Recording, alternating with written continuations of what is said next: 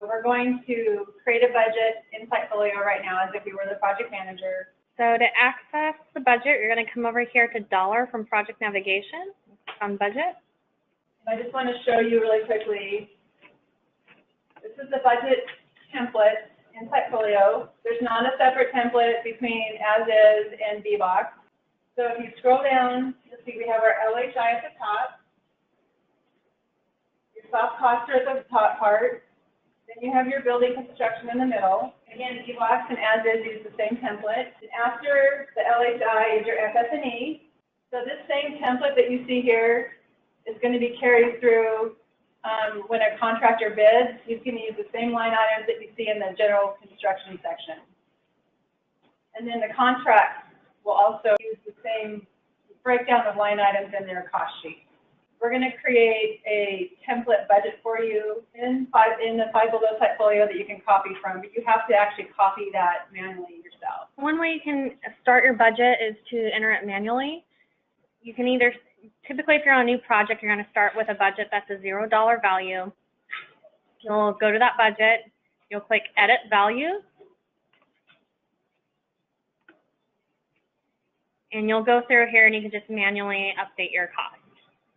Come up here when you're ready. Anything pre-rec approval is going to be saved to under development, and then you can give it your own name. And if you don't want to save over the budget that you are working from, you can save as new, and it will save a new version every time you do that. So I recommend that you always do save as new unless you very intentionally want to overwrite the one that you're working from. So that's how you can enter it manually. Another way that you can update your budget is to download our Excel uploader. If you click the Excel version uploader, it's going to download a template for you to use to fill out your budget offline. When you do that, it's going to include the project name. It's going to include your email address. If I was just in a budget that already had numbers, so it'll already pre-populate with those numbers that I'll be working from. If you're working from the $0 budget, it would be empty. So you can work with this as long as you want to offline. You can, if you're real fancy with Excel, you can even feed numbers into this from your quantity sheet. You can only enter numbers in these blue fields here. So when you're making updates, you're not going to make any changes in the parent level fields that are in gray or black. I will go through here and enter my numbers. And as I do that, it'll update my parent sums above it. You can also include your notes. Next thing you're going to do when you're ready to send this is to make sure that it's going to the right stage, likely be under development. And then you can never send it directly to approved. So you'll have to get to the system first before you can send it as an approved budget. And then you'll want to update the description. That way, when you see it in the saved budget, you'll see the name of it, and so you know exactly which one you're looking for. Once you're ready to send it, you're going to click this option that says Send to Site Folio. This is going to open up your Outlook email message in draft mode, and it's going to include this as an attachment in it. This is the address that it populates that to go and upload it to the budget in Site Folio. And I'm going to click Send. You don't have to do anything else in this. Now that I've got that, you will receive a notification through email letting you know if it was successful or not. You can see what stage every budget is in from the stages here. So once you're ready to firm up your budget and you want Jim to approve it, you can do a couple things. You can copy and paste that URL at the top of the page into an email for Jim. Or if you go up to the Reports tab, guys, there's an option to export the budget to Excel. So click on that. Whatever view you're in, it's going to look exactly like what you see on the page when you export it to Excel. So when you're ready to approve it, you'll just come over here to Edit Values. You can make any last-minute changes if he needs to, and if he's ready to go ahead and approve it, he's going to change this stage up here to Approved, and then to the right here, I'm going to name it. So once you've got that, you can go ahead and click Save as New. And now this will be saved as our new approved budget. You can look at this budget in a few different ways. So if you notice this first drop down here, these are just the different views that have been built for you to look at the budget. So you have what we're looking at right now is the full detailed budget, but the rest of these are more of a summary of the budget. So if we click on WBS summary, it's going to be a little more condensed and items rolled up. Now you also have the WBS required capital. And this one is a summary as well, and includes tenant improvement and architectural reimbursement. And then there's one by cost type, which is very high level view of everything rolled up. And then we have not open GL code. So if you want to see things by GL code, you can look at that, or GL code open. It's a little bit different. There you go. The bidding can be accessed from the $ under bidding. And so to create your bid package, you're going to come up here to create. You're going to name your bid package. And then you're going to provide a description. And then you're going to add your bidder. So when you come down here to the bidder section, you're going to click this little plus icon to add the business. So we're going to add AF Alber. And we're going to add, and then to the right, you're going to add the numbers for each of those businesses that are actually the ones bidding. So I'm going to click the plus icon. And I'm going to select Gary's name for AF Alber. And then for Elder Jones, I'm going to select John. And then you're going to add your bid package manager. So this is whoever is going to need to be able to manage the bid package and respond to RFCs, all that good stuff. So you're going to add Five Below, and you're going to add yourself and any of the contract administrators that you want to be involved in the bid package. So when you're ready, come down here to events. You're going to put in a couple of dates. And the first one is optional. It's called intent to respond due. And what this date does is it provides a date that you say, I want to know that you plan to bid this project. So you'll provide a date and a time that you want them to mark their intent to bid, and then you're going to provide a bid due date. This is going to be the date that the actual bid is going to be due back to you with a time. And so whatever time that is, if they miss that date, so if they send it back on 11/9 at 1 p.m. instead of 12 p.m., they will actually they won't be able to allow to bid. There are notifications that are associated with this. All the bidders will get a notification to fill out the intent to respond and also to bid the project. You're going to come down here if you have any attachments that you want them to view when you send the bid package out, like bid qualifications and instructions. You're going to choose file and pull that document in, and then all your bidders will be able to see that file. And if you're not ready to send this out to bid, in this next step, you can just click save. It'll save it as a draft, and it doesn't invite anyone yet. But if you're ready to go ahead and send this out to bid, you're going to go back up to the top here. You're going to click Open Bid Package. And when I do this, this actually generates a couple of emails out to your bidders. The first email that they receive is an intent to respond due email with the link back to this bid package to mark their intent. And the second email that they receive is a bid due email, which also provides a link back to this bid package to start providing their bid numbers. If you want to see what that looks like on their task dashboard, this is what those two tasks will look like. So they'll have the intent to respond due task, and then they'll have the bid due task on their dashboard. But when they click on the intent to respond due, it takes them to the bid package, and they'll actually have this option here asking them to mark their intent as yes. Now, as a bid package manager, you're going to want to bring in your bid budget. So you're going to do that by going to the Detail Analysis tab, and you're going to click Edit.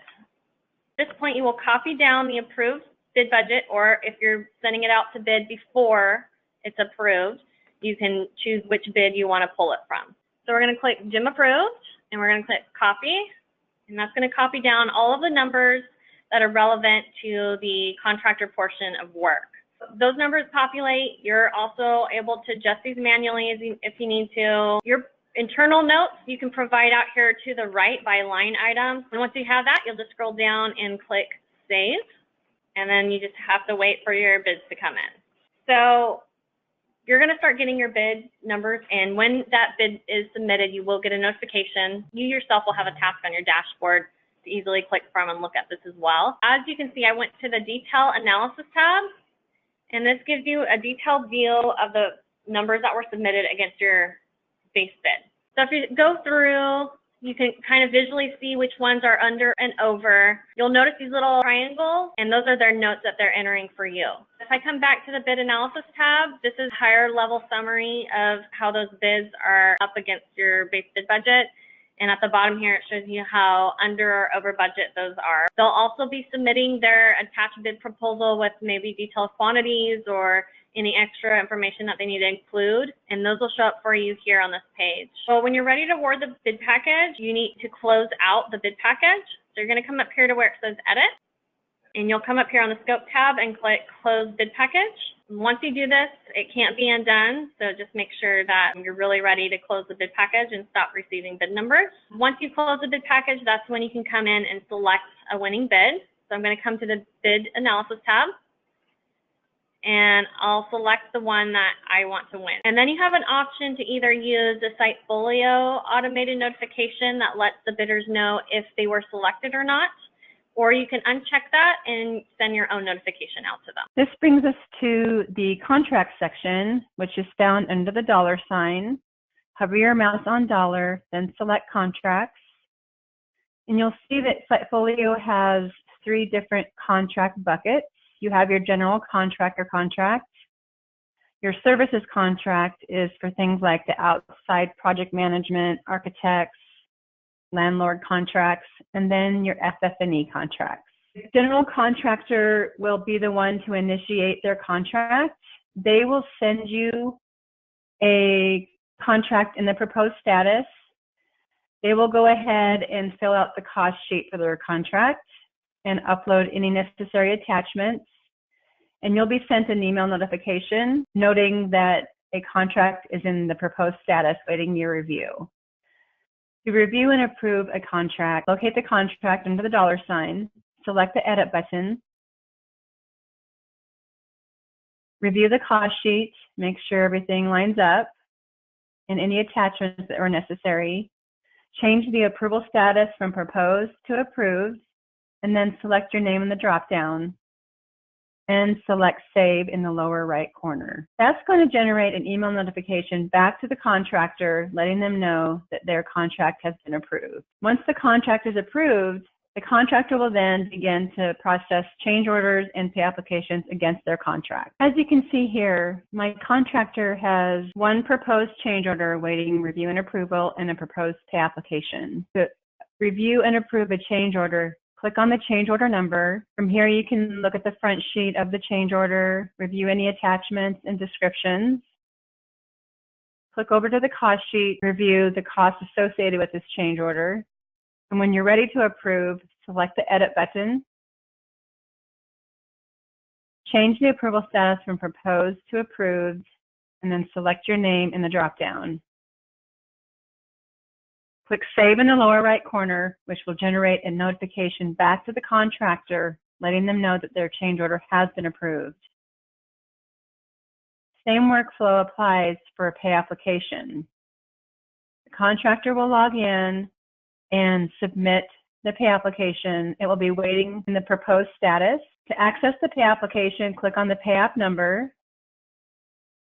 From there, you can review any attachments and the cost sheet, which will show you what money they are applying for. When you're ready to approve, again, select the edit button, change the approval status from proposed to approved, and select your name in the drop-down.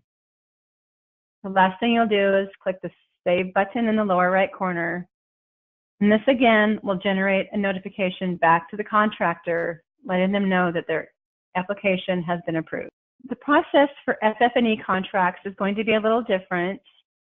For the FF&E contracts, your contract administrators will create the contract first in Folio and send it to the vendor for them to fill out the cost sheet and upload appropriate attachments. Once they do that, the vendor will send the contract back to Five Below for approval. Once the contract is approved, they can begin to process change orders and invoices, much like is done for the GC contracts. And finally, your services contracts, the design department will be creating the architectural contracts in Folio, filling out the cost sheet and the necessary dates on the front sheet, approving it, then notifying the architect their contract is in the system. And again, they can begin to process any amendments and invoices against their contract. That concludes our training, but I did want to remind you that there is a user guide on the homepage.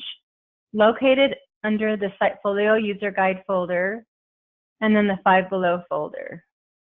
Once you open that user guide, there is a section for contracts, change orders, and pay applications.